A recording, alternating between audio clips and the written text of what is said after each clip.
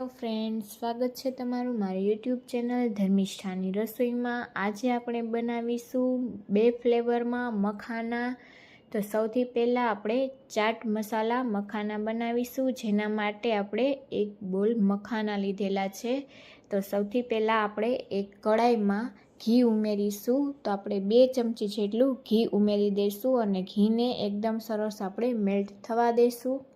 તો આ રીતે ઘી છે તે એકદમ સારી રીતે મેલ્ટ થઈ જાય ત્યારબાદ આપણે તેમાં મીઠું અને હળદર ઉમેરીશું। તો સૌથી પહેલાં આપણે તેમાં હળદર ઉમેરી દઈશું। તો આપણે તેમાં અડધી ચમચી જેટલી હળદર ઉમેરી દઈશું, જેથી કરીને એકદમ સારી રીતે હળદર અને મીઠું છે તે એકદમ સરસ ઘીમાં મિક્સ થઈ જાય। અને ત્યારબાદ આપણે તેમાં મખાના ઉમેરીશું, જેથી કરીને એકદમ સારી રીતે મખાનામાં કોટ થઈ જાય। તો આપણે ચપટી જેટલું તેમાં મીઠું ઉમેરી દઈશું અને એકદમ સારી રીતે ચલાવીને મિક્સ કરી લઈશું।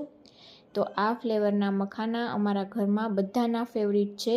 તમને આ બંનેમાંથી કયા મખાનાની રેસીપી પસંદ આવી તે તમે કોમેન્ટમાં જણાવવાનું ભૂલતા નહીં। તો આ રીતે એકદમ સારી રીતે હળદર અને મીઠું મિક્સ થઈ જાય ત્યારબાદ આપણે તેમાં મખાના ઉમેરી દઈશું અને એકદમ સારી રીતે મિક્સ કરી લઈશું। અને ફ્લેમ છે તે આપણે સાવ સ્લો જ રાખીશું।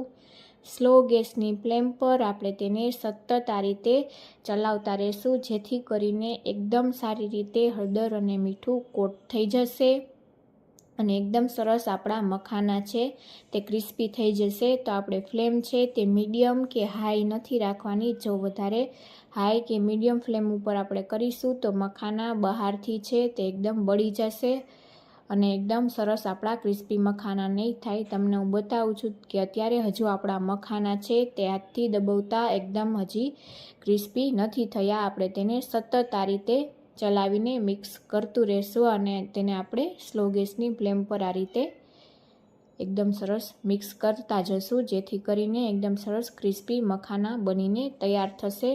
તો આ રીતે પહેલાં જ ઘીમાં આ રીતે મસાલા ઉમેરીને તેને આ રીતે એકદમ સરસ મિક્સ કરવાથી સારી રીતે મસાલા છે તે મિક્સ થઈ જાય છે। ઘણા લોકો એવું કરતા હોય છે કે આ રીતે મખાના રોસ્ટ કરી અને તેને ત્યારબાદ લાસ્ટમાં મસાલા ઉમેરતા હોય છે, તો એકદમ સારી રીતે કોટ નથી થતા। જો ઉપરથી તેને ઉતારીને મસાલા ઉમેરીશું તો સારી રીતે કોટ નહીં થાય। તો આ રીતે ઘીમાં ઉમેરી અને ત્યારબાદ આ રીતે એકદમ સરસ તેને સતત ચલાવતા રહેશું, જેથી કરીને એકદમ ક્રિસ્પી થઈ જાય। તો સાંજે જો તમને કાંઈ સ્નેક્સ ખાવાની ઈચ્છા થાય તો આ રીતે તમે મખાના એકદમ ઝટપટથી બનાવીને તૈયાર કરી શકો છો અને તે ખૂબ જ હેલ્ધી છે। અને જે લોકો વેઇટ લોસ કરતા હોય તેમના માટે તો બેસ્ટ ઓપ્શન છે। તો આ રીતે આપણે હાથથી તેને ક્રશ કરતાં તમે જોઈ શકો છો કે આપણા મખાના છે તે એકદમ સારી રીતે ક્રિસ્પી થઈ ગયા છે। હવે આપણે તેને બોલમાં લઈ લઈશું અને તે પહેલાં આપણે તેમાં ઉમેરીશું ચાટ મસાલો। ત્યારે આપણે ફ્લેમ બંધ કરી દઈશું અને એકદમ સરસ આપણે ચાટ મસાલો ચપટી જેટલો ઉમેરી અને સારી રીતે મિક્સ કરી લઈશું। તો આ ચાટ મસાલાવાળા મખાના છે તે ખાવામાં ખૂબ જ ટેસ્ટી લાગે છે। તો એકવાર આ રેસીપીથી જરૂરથી બનાવીને ટ્રાય કરજો અને બાળકોને સાંજે જ્યારે પણ કંઈ પણ નાસ્તાની ઈચ્છા થાય ત્યારે તમે આ મખાના બનાવીને આપી શકો છો। તો આ રીતે આપણે તેને તૈયાર કરી લીધેલા છે। હવે આપણે બીજી ફ્લેવરના મખાના બનાવવા માટે તે જ પેનમાં આપણે ઘી ઉમેરી દઈશું। તો તે પેનમાં આપણે 2 ચમચી જેટલું ઘી ઉમેરી દઈશું। ઘીને આપણે સારી રીતે મેલ્ટ થવા દઈશું અને ત્યારબાદ આપણે તેમાં પણ મસાલા ઉમેરીશું। તો આ મખાનામાં મેં મખાનાને ડ્રાય રોસ્ટ 5 મિનિટ જેવું કરી લીધેલા છે, જેથી કરીને આપણે ઝાઝી વાર શેકતા ન લાગે અને એકદમ સરસ આપણા મખાના મસાલા સાથે મિક્સ થઈ જાય। હવે 1 ચમચી આપણે કાશ્મીરી લાલ મરચું પાવડર, ચપટી જેટલી આપણે તેમાં મીઠું, અડધી ચમચી જેટલી હળદર, ત્યારબાદ તેમાં આપણે ચાટ મસાલો અને ત્યારબાદ તેમાં આપણે કાળા મરીનો પાવડર ચપટી જેટલો બધી જ વસ્તુને ઉમેરી અને એકદમ સરસ આપણે તેને સ્લો ફ્લેમ પર આ રીતે ઘી સાથે મિક્સ કરી લેશું। તો મખાનાને આપણે પહેલેથી જ 5 મિનિટ રોસ્ટ કરેલા છે, જેથી કરીને તેને વધારે વાર આપણે શેકતા નહીં લાગે। તો આ રીતે આપણે તેને ઉમેરી દઈશું, જેને આપણે ડ્રાય રોસ્ટ કરીને લીધેલા છે। તો આ રીતે એકદમ સારી રીતે મસાલા સાથે આપણે સ્લો ફ્લેમ પર મિક્સ કરી લેશું.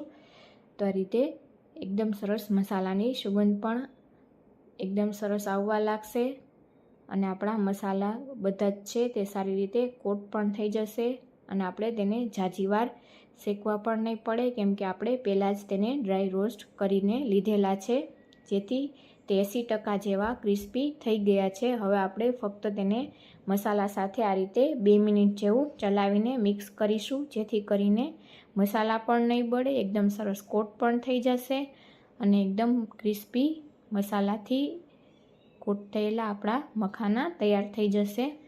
તો આ રીતે તમે પણ આ બંને ફ્લેવરમાં બનાવીને ટ્રાય કરજો. ખૂબ જ ટેસ્ટી ખાવામાં બને છે અને બાળકોને પણ ખૂબ જ પસંદ આવે છે. તો 2 જ મિનિટમાં આપણા મખાના છે તે એકદમ સારી રીતે કોટ થઈ ગયા છે. તો હું તમને લઈને બતાવીશ. તમે જોઈ શકો છો કે એકદમ ક્રિસ્પી થઈ ગયા છે.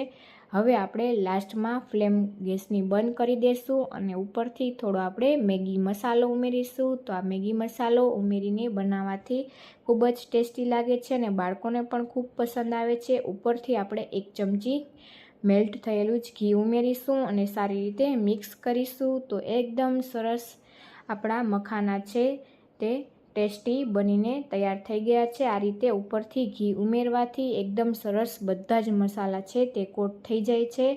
તો આ રીતે તેને પણ આપણે બોલમાં લઈ લેશું અને તમે તેને ઠંડા કરી એરટાઇટમાં ભરીને રાખી શકો છો.